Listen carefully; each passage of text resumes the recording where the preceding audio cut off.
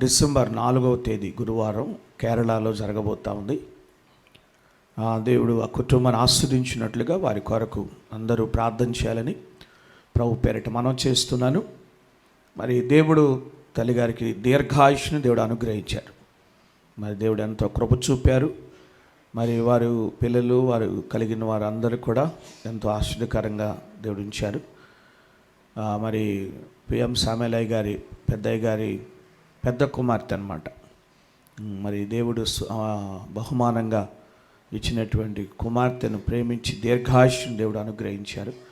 వారి యొక్క భూస్థాపన కార్యక్రమం కొరకు, కుటుంబం యొక్క ఆదరణ కొరకు మనమందరం కూడా చిన్న ప్రార్థన చేద్దాం. అందరూ తల్ల వంచి ఎవరికి వారే మౌనంగా మరి ప్రగాఢ సంతాపాన్ని తెలియచేస్తూ కుటుంబం యొక్క ఆదరణ కొరకు అందరూ ప్రార్థన చేయాలని మనం చేస్తున్నాను.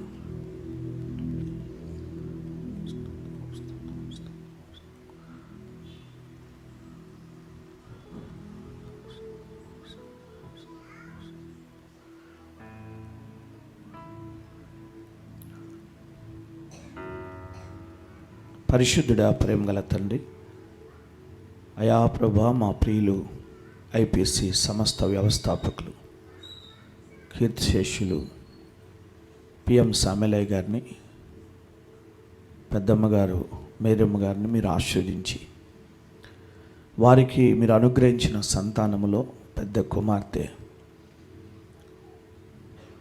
గ్లోరీ జాషువా గారిని మీరు ఆశీర్వదించి దీర్ఘాయుష్నిచ్చి వారి పిల్లలను చూచున్నట్లుగా మీరు కృప చూపారు. వారిని ఆశీర్వదించారు. అందును బట్టి స్తోత్రాలు.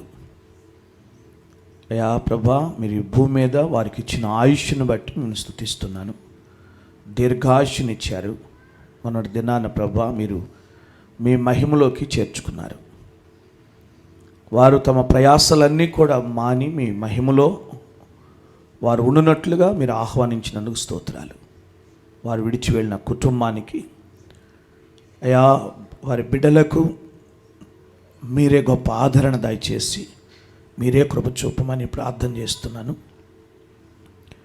అయా మా ప్రియులు, మా నాయకులు నోయల్ సామెలయ్య గారి అయా పెద్ద మేనత్త గారి ప్రభా, వారిని మీరు ఆశీర్వదించి అయా మినిస్ట్రీ కూడా ఎంతో సహకారులుగా ఉన్నట్లుగా మీరు కృప చూపారు.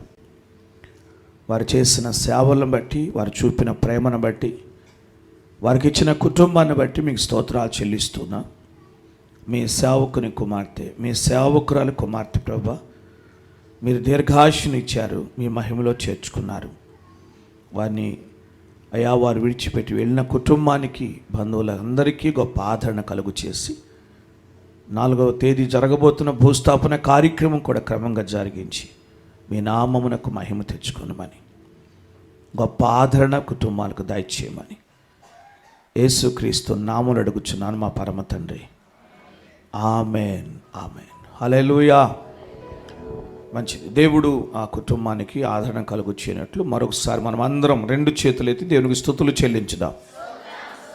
స్తోత్రం, స్తోత్రం, స్తోత్రం, స్తోత్రం. హల్లెలూయా, హల్లెలూయా, హల్లెలూయా. నన్ను చూచువాడా,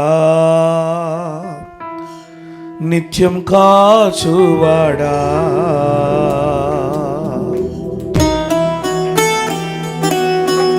చప్పలు పడదాం. అందరు చప్పలు పడుతూ ప్రభు మహిమపరచు.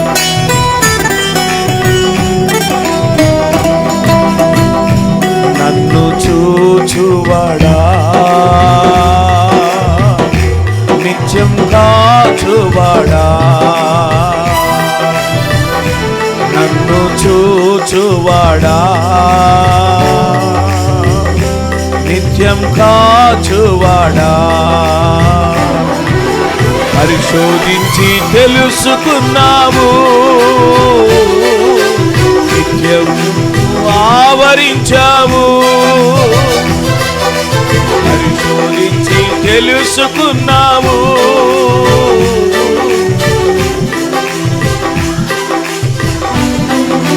కూర్చుండుట, లేచియుండుట,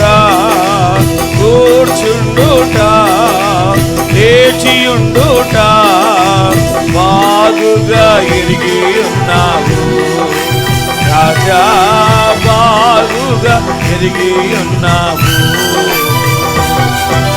చూచువాడా నిత్యం కాచువాడా, నన్ను చూచువాడా. అందరు చప్పలు పడదాం, అందరు చప్పలు కొట్టండి, గట్టిగా చప్పలు పడుతూ ప్రభుని మహిమపరచుదాం. ప్రైజ్ ద లార్డ్, హల్లెలూయా.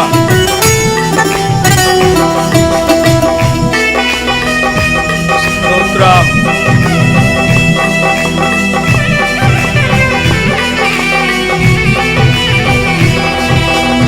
హల్లెలూయా.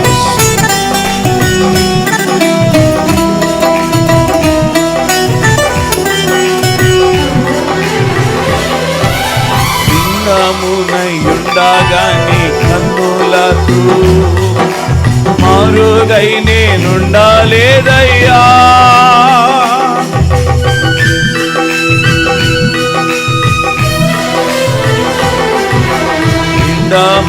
భిన్నమునయుండగాని కన్నులకు మారుగై నేనుండలేదయ్యా. విచిత్రముగా నిర్మించితివి, ఆశ్చర్యమే కలుగుచున్నది. విచిత్రముగా నిర్మించితివి, ఆశ్చర్యమే కలుగుచున్నది. ధన్యవాదము యేసు రాజా, ధన్యవాదము యేసు రాజా. నన్ను చూచువాడా, నిత్యం కాచువాడా, నన్ను చూచువాడా, నిత్యం కాచువాడా. హల్లెలూయా. పరిశుద్ధ లేఖన భాగంలోని కొన్ని మాటలు ధ్యానం చేద్దాం. మత్తయి సువార్త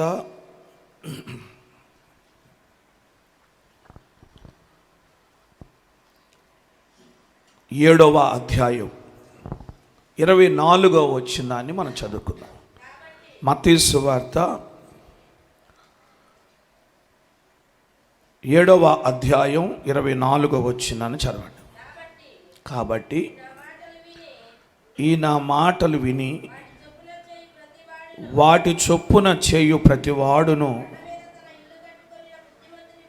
బండ మీద తన ఇల్లు కట్టుకొనిన బుద్ధిమంతుని పోలి ఉండును. దేవుని స్తోత్రం, హల్లెలూయా. ప్రభునందు పేర మనం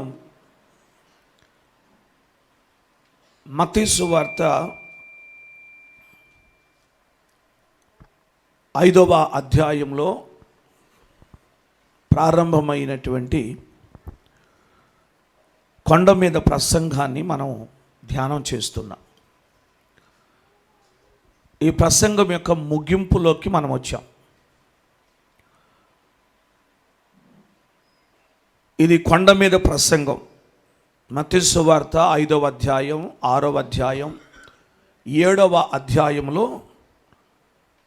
యేసుక్రీస్తు ప్రభుల వారు కొండ మీద చేసిన సుదీర్ఘమైన ప్రసంగం ఇది. ఈ ప్రసంగాన్ని గురించి మనము సుమారు 25 వారాలు మనము దీన్ని ధ్యానం చేస్తూ ఒక్కొక్క పాఠాన్ని, ఒక్కొక్క అంశాన్ని మనం నేర్చుకుంటూ వచ్చాం. యేసుక్రీస్తు ప్రభువు తన వాడుకు చొప్పున ఆయన ఒక కొండ మీదకి వెళ్ళి ఆయన ప్రార్థన చేసుకునేటువంటి అనుభవం, రాత్రి అంతా కూడా ఆయన ప్రార్థన చేస్తారు.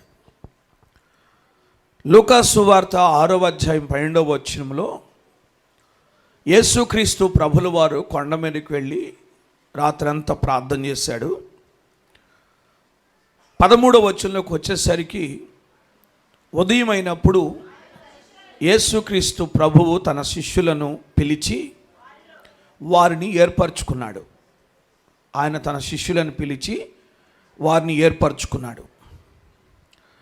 తరువాత 17వ వచనం చూస్తే అనేక మంది జన సమూహాలు యేసుక్రీస్తు ప్రభు యొద్దకు వచ్చారు. వచ్చినప్పుడు ఆయన కొండ దిగి మైదానంలోకి వచ్చి బలహీనులుగా రోగులుగా ఉన్నటువంటి వారిని ఆయన స్వస్థపరిచాడు. ఆయన స్వస్థపరిచిన తరువాత మరలా ఆయన కొండ మీదకి వెళ్ళాడు. ఆయన కొండ మీదకి వెళ్ళి ఆ కొండ మీద నుండి ఆయన ప్రసంగం ప్రారంభించాడు. ఆయన కొండ ఎక్కి దాని మీద కూర్చొని జనసమూహములతో ఆయన తన శిష్యులతో మాట్లాడటం ప్రారంభించాడు అని చెప్పి చూస్తాం. ఆనాటి దినాల్లో కూర్చొని ప్రసంగం చేయటం, యేసుక్రీస్తు ప్రభులు వారు కొండ మీద కూర్చొని ఆయన ప్రసంగం చేస్తూ ఉన్నాడు. కనుక 6వ అధ్యాయం లూకాసు వార్త 6వ అధ్యాయం 20వ వచనం నుండి ఇక ప్రారంభించాడు ప్రసంగం చేయటం. అలాగే మత్తయి సువార్త 5వ అధ్యాయం 1వ వచనాన్ని మనము చదివినట్లయితే యేసుక్రీస్తు ప్రభువు కొండ ఎక్కి కూర్చొని ఆయన శిష్యులతో జన సమూహములతో ఆయన మాట్లాడటం మొదలుపెట్టాడు. ఆయన ప్రసంగాన్ని ప్రారంభించి మత్తయి సువార్త 5వ అధ్యాయంలో 6వ అధ్యాయంలో 7వ అధ్యాయంలో సుదీర్ఘమైనటువంటి ప్రసంగాన్ని ఆయన చేశాడు. ఈ సుదీర్ఘమైన ప్రసంగాన్ని మనము ధ్యానం చేశాం.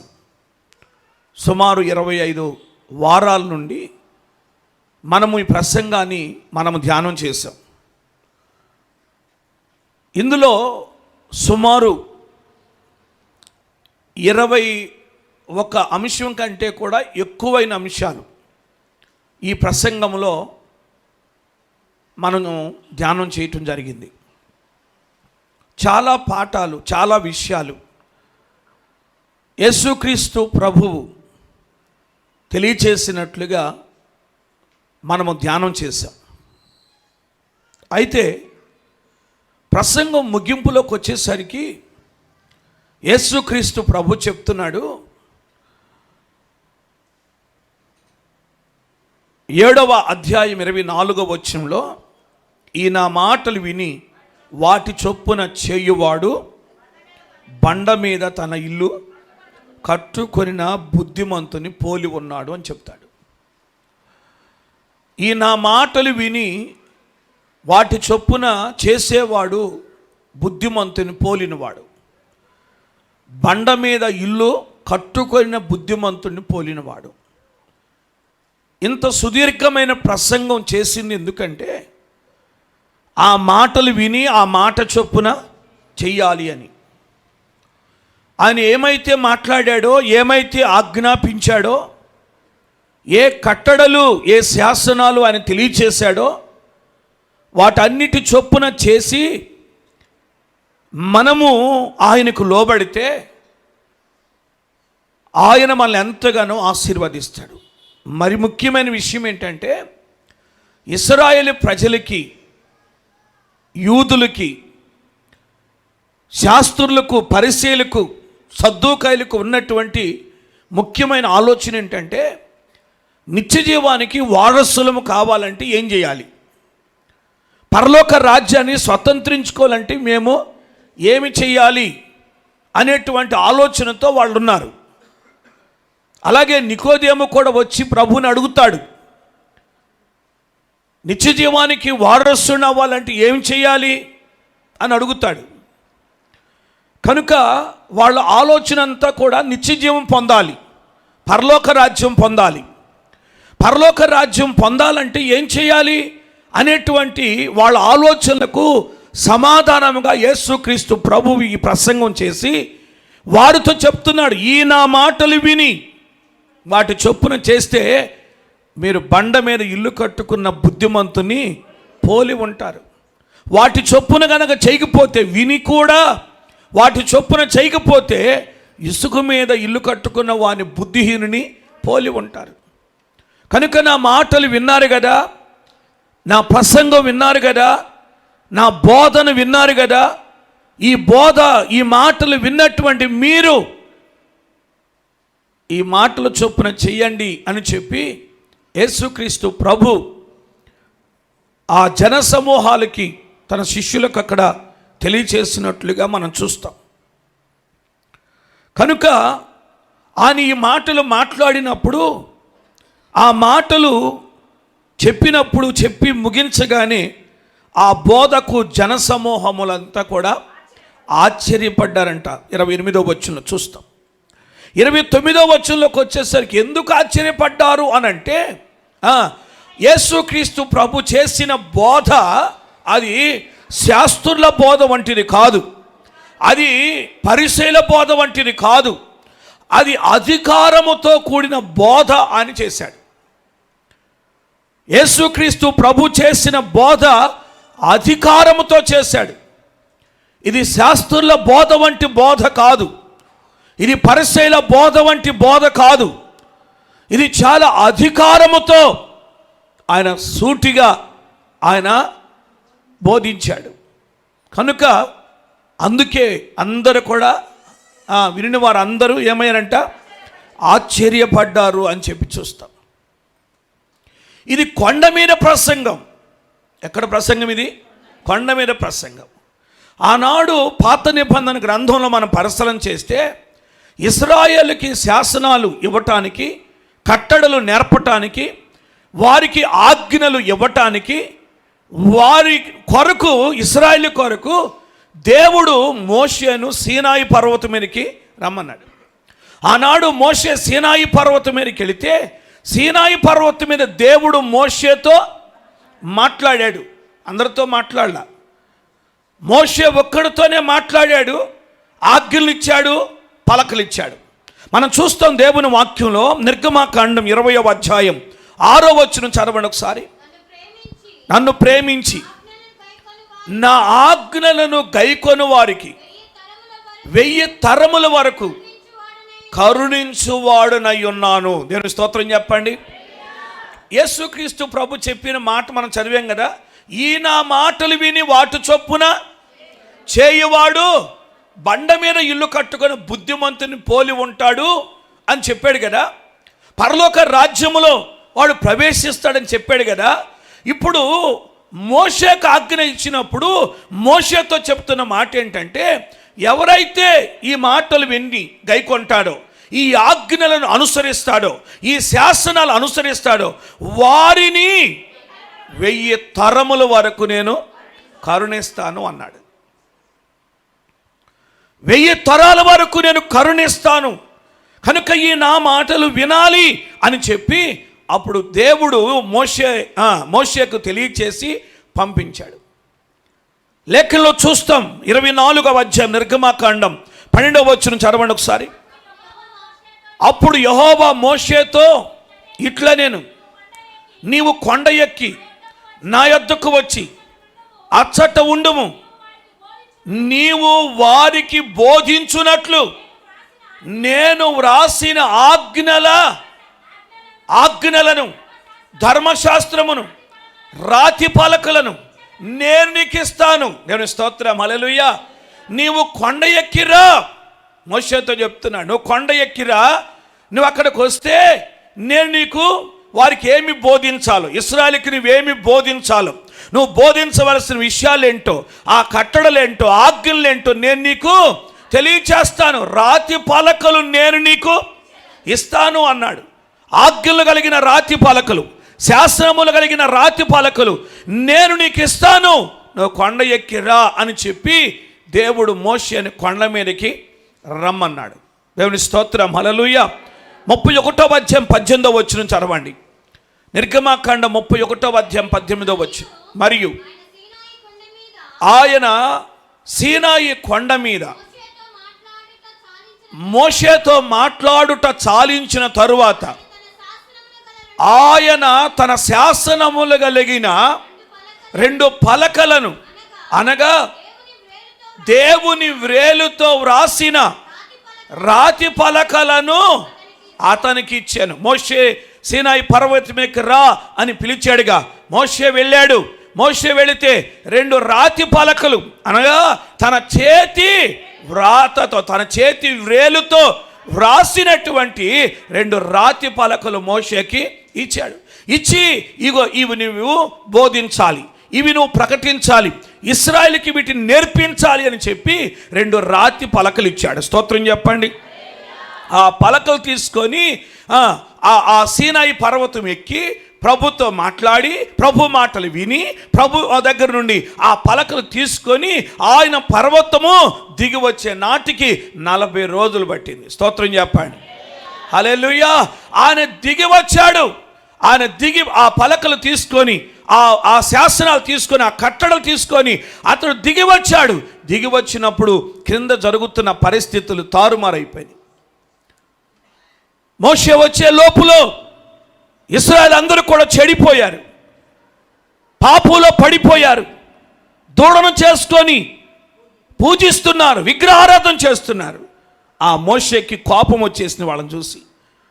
వాళ్ళని చూడగానే కోపం వస్తే ఆయన తెచ్చిన ఆ పలకలు విసిరి వాళ్ళ మీద పడేశాడు. ఆ విసిరి పడవేగానే ఆ పలకలు 2 పగిలిపోయినాయి. ఆజ్ఞలు కలిగిన పలకలు అవి, శాసనాలు కలిగిన పలకలు అవి. ఆ పలకలను ఇశ్రాయేలు మీద కోపం వచ్చి ఆయన విసిరి వారి మీదకి వేసేసరికి ఆ పలకలు 2 కూడా పగిలిపోయినాయి. శాసనాలను, అది దేవుని చేత వ్రాసినటువంటి శాసనాలు అవి. ఆయన వ్రేలుతో రాశాడు ఆ శాసనాలు. ఆ శాసనాలను పగలగొట్టేశాడు మోషే. అవి పగిలిపోయినాయి. 32వ అధ్యాయం 15వ వచనం చదవండి. మోషే శాసనములు గల 2 పలకలను చేతపట్టుకొని కొండ దిగి వచ్చెను. ఆ పలకలు ఇరు ప్రక్కలను వ్రాయబడినవి. అవి ఈ ప్రక్కను ఆ ప్రక్కను వ్రాయబడి ఉన్నవి. ఆ పలకలు దేవుడు చేసినవి. ఆ పలకల మీద వ్రాయబడిన వ్రాత దేవుని చేతి వ్రాత. ఆ ప్రజలు పెద్ద కేకలు వేస్తూ ఆ యెహోషువ ధ్వని విని పాళెములో, అనగా అది జయధ్వని కాదు. 19వ వచనం చదవండి. అతడు పాళెములోనికి సమీపింపగా ఆ దూడలు వారి నాట్యమాడుటకు చూచి మోషేకు కోపం వచ్చి అతడు కొండ దిగువను తన చేతుల్లో నుండి ఆ పలకలను పడవేసి వాటిని పగలగొట్టాను. ఆజ్ఞలు ఏం చేశాడంట? పగలగొట్టేశాడు. కోపం వచ్చేసింది. ఎంత కోపం వస్తే మాత్రం అవి దేవుని ఆజ్ఞలు కదా, అవి దేవుడు తన చేతి వ్రాతతో వ్రాసిన వ్రాతలు కదా, అవి దేవుడు ఏర్పాటు చేసిన పలకలు కదా. ఆ పలకల్ని మోషే ఏం చేశాడు? పగలగొట్టేశాడు. అంత కోపం వచ్చేసింది. దేవుని శాసనాలు పగలగొట్టేశాడు. మరలా దేవుని సన్నిధిలో పశ్చాత్తాపడ్డాడు. ప్రభుకు మొరపెట్టాడు. ప్రభుని బ్రతిమలాడుకున్నాడు. క్షమించమని వేడుకున్నాడు. తొందరపడ్డానయ్యా, నీ శాసనాలు పగలగొట్టేస్తానని చెప్పి దేవుని బ్రతిమలాడుకున్నాడు. దేవుడి స్తోత్రం. హల్లెలూయా, హల్లెలూయా. దేవుడు మోషేను క్షమించాడు. మోషేను క్షమించి ఇప్పుడు దేవుడు చెప్తున్నాడు. 34వ అధ్యాయం 1వ వచనం చదవండి. మోషేతో మొదటి పలకల వంటి మరి 2 రాతి పలకలు చెక్కుము. నీవు పగలగొట్టిన మొదట పలకల మీద ఉన్న వాక్యములను నేను ఈ పలకల మీద రాస్తాను. చాలు. దేవుని స్తోత్రం. హల్లెలూయా. ఏమండి, 2 పలకలు చెక్కుము అని అంటాడు. అంతకుముందు చెక్కింది ఎవరు? అది దేవుడే చెక్కాడు. ఆ పలకలు అది దేవుడు చెక్కిన పలకలు. కానీ ఇప్పుడు మోషేతో అంటాడు, నువ్వు ఆ పలకలు పగలగొట్టావు కనుక ఇప్పుడు నువ్వు చెక్కాలి. పలకలు చెక్కటం ఎంత కష్టమో ఎంత జ్ఞానం కావాలో, ఎంత శ్రద్ధ కావాలో చెక్కు, పలకలు చెక్కు అన్నాడు. దేవునికి స్తోత్రం చెప్పండి. హల్లెలూయా. ఏమండి, ఒక పలకలు చెక్కడానికి ఆయన మొదలు పెడితే ఎన్ని పగిలిపోయి ఉంటాయో అసలు ఆయన చేతిలో. యేసు రక్తమే. స్తోత్రం. ఏమండి, చెక్కగానే రూపం వచ్చేస్తుందా చెప్పండి? ఒక శిల్పి ఒక శిల్పాన్ని చెయ్యాలి అని అంటే ఏమండి ఎంతో కష్టపడాలి. చేస్తూ ఉంటే కొన్ని పగిలిపోతాయి. ఏమండి, ఒక చోట కొడితే ఇంకొక చోట పగులుతుంది. ఇలాగూ ఎంతగానో విసుగు వస్తుంది శిల్పికి. కానీ అయినా సరే ఆ శిల్పి విసుగు చెందకుండా అతడు అనుకున్న రూపం వచ్చేంత వరకు ప్రయాసపడుతూనే ఉంటాడు. ఇప్పుడు నువ్వు చెయ్యి పలకలు, నువ్వు సిద్ధపరచు పలకలు అని చెప్పి మోషేకు అప్పగించాడు. పలకలు సిద్ధపరచమని. ఆ పలకలు సిద్ధపరచుకొని పలకలు తీసుకొని నా యొద్దకు రా, అప్పుడు నేను మరలా ఆ పలకల మీద రాస్తాను అన్నాడు. దేవునికి స్తోత్రం చెప్పండి. హల్లెలూయా. కనుక ఇప్పుడు మోషే పలకలను సిద్ధపరచుకొని తీసుకొని వెళ్ళాడు. ఆ పలకల మీద దేవుడు మరలా తన చేతి వ్రాతతో రాశాడు. దేవునికి స్తోత్రం చెప్పండి గట్టిగా. 2 చేతులు ఇది స్తోత్రం చెప్పండి. హల్లెలూయా. కనుక ఆయన చేతి వ్రాతతో ఆ పలకల మీద రాసినట్లుగా ఇప్పుడు ఆయన ఇశ్రాయేలు హృదయాల్లో ఆ మాటలన్నీ వ్రాయబడాలని ఉద్దేశించి ఆ పలకలు, ఆ ఆజ్ఞలు, ఆ శాసనాలు మోషే ద్వారా పంపించాడు. మోషే ద్వారా పంపించాడు. ఆనాడు ఆ కొండ మీద దేవుడు మోషేతో మాట్లాడిన మాటలు, ఆ కొండ మీద ఇదిగో ఆ పలకల మీద దేవుడు రాసిన వ్రాతలవి, అవి తీసుకొచ్చి ఇశ్రాయేలుకి బోధించాడు. ఆ బోధలో, ఆ శాసనాల్లో, ఆ కట్టడలలో ఇశ్రాయేలు కొనసాగుతూ ఉన్నారు. దేవునికి స్తోత్రం. హల్లెలూయా. హల్లెలూయా. యేసుక్రీస్తు ప్రభుల వారు ఆయన శరీరధారిగా ఈ భూమి మీద పుట్టి, ఆయన రక్షణ పొంది, ఆయన బాప్తిసం పొంది, ఆయన సువార్త పరిచర్య ప్రారంభించి ఈ కొండ ఎక్కి ఆయన ప్రసంగం చేసే అంతవరకు ఆ రాతి పలకల మీద రాసిన ఆ కట్టడలు, ఆ శాసనాలు, ఆ ఆజ్ఞలే గైకొంటూ వచ్చారు. దేవుని స్తోత్రం. అయితే ఇప్పుడు యేసుక్రీస్తు ప్రభు ఆనాడు మోషే సీనాయి పర్వతం ఎక్కినట్టు, ఆనాడు మోషే ఆ కొండ ఎక్కినట్టు యేసుక్రీస్తు ప్రభువు ఈ కొండ ఎక్కాడు. స్తోత్రం చెప్పండి. 2 చేతులు ఇది స్తోత్రం చెప్పండి. కొంచెం గట్టిగా స్తోత్రం చెప్పండి. హల్లెలూయా. ఈ కొండ ఏ కొండ అనేది స్పష్టంగా తెలియదు, కానీ ఖచ్చితంగా మాత్రం చెప్పగలిగినటువంటి ఆ మాట ఏంటంటే ఇది గలిలయ ప్రాంతంలో గలిలయ సముద్రానికి సమీపంలో ఉన్నటువంటి ఒక కొండ. కపెర్నహూముకి సమీపముగా ఉన్నటువంటి ఒక మైదానములో ఉన్నటువంటి ఒక కొండ అని చెప్పి మనము ఆ మాటలు చదువుతుంటే మనకు అర్థమవుతుంది. కొందరు భక్తులైతే ఇది హెర్మోను కొండ అని చెప్తున్నారు, కానీ స్పష్టత లేదు. ఏది ఏమైనా ఇప్పుడు యేసుక్రీస్తు ప్రభు ఈ కొండ మీదకి ఎక్కి ఇప్పుడు ప్రజలతో మాట్లాడుతూ, అప్పుడైతే దేవుడు మోషే ఒక్కరితోనే మాట్లాడే దేవుడు, కానీ ఇప్పుడైతే యేసుక్రీస్తు ప్రభువు ఇశ్రాయేలు అందరితో కూడా జన సమూహాలు అందరితో మాట్లాడుతున్నాడు. దేవునికి స్తోత్రం చెప్పండి. హల్లెలూయా.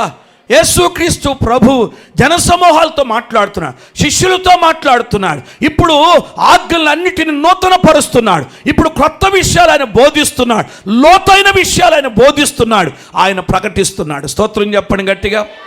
హల్లెలూయా. కనుక ఈ కొండ మీద ప్రసంగం ఎంతో శక్తివంతమైంది. దేవునికి స్తోత్రం. ఆనాడు ఇశ్రాయేలు ప్రజలకు కట్టడలుగా ఆనాడు ఎలాగైతే దేవుడు మోషేకు ఆ యొక్క ఆజ్ఞలను ఇచ్చాడో, ఇప్పుడు యేసుక్రీస్తు ప్రభు ద్వారా ఇశ్రాయేలుకి, దేవునికి స్తోత్రం, యేసుక్రీస్తు శిష్యులకు నూతనంగా మరలా ఈ కట్టడలు ఇస్తున్నాడు. దేవునికి స్తోత్రం చెప్పండి. సుమారు 21కి పైనే ఈ కట్టడలను ఆయన తెలియచేశాడు. వాటన్నిటినీ ఇశ్రాయేలుకి నూతన పరిచి ఆయన బోధించినట్లుగా దేవుని వాక్యలో చూస్తున్నాం. దేవుని స్తోత్రం చెప్పండి. హల్లెలూయా. ఆనాడు ఇశ్రాయేలు ప్రజలతో యేసుక్రీస్తు ప్రభు మాట్లాడినట్లు, ఆ కట్టడలు తెలియచేసినట్లు, ఆజ్ఞలు తెలియచేసినట్లు ఈరోజు పరిశుద్ధాత్ముడు మనకు తెలియజేస్తున్నాడు. హల్లెలూయా. ఈరోజు పరిశుద్ధాత్ముడు మనకు బోధిస్తున్నాడు.